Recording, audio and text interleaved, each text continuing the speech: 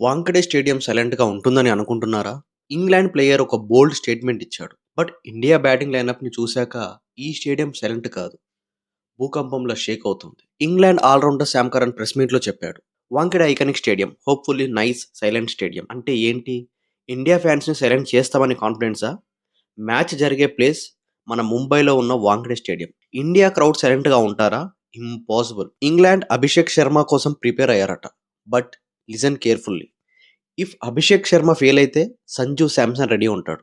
Sanju fail అయితే Ishan Kishan attack మోడ్‌లో ఉంటాడు. కిషన్ అన్‌లక్కీ అయితే మిస్టర్ 360 సూర్యకుమార్ యాదవ్ గ్రౌండ్‌లో ఫైర్ స్టార్ట్ చేస్తాడు.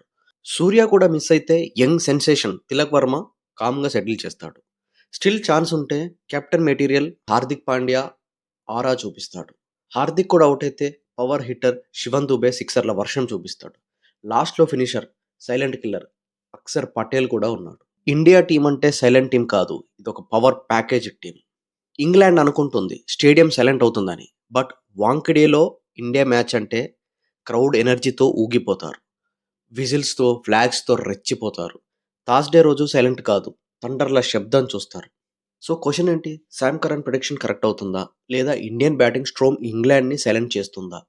మీ ఒపీనియన్ ఏంటో కామెంట్‌లో చెప్పండి. ఇండియా అండ్ ఇంగ్లాండ్ మీద మీ ప్రిడిక్షన్ ఏంటో కామెంట్‌లో ఖచ్చితంగా మాకు తెలియజేయండి.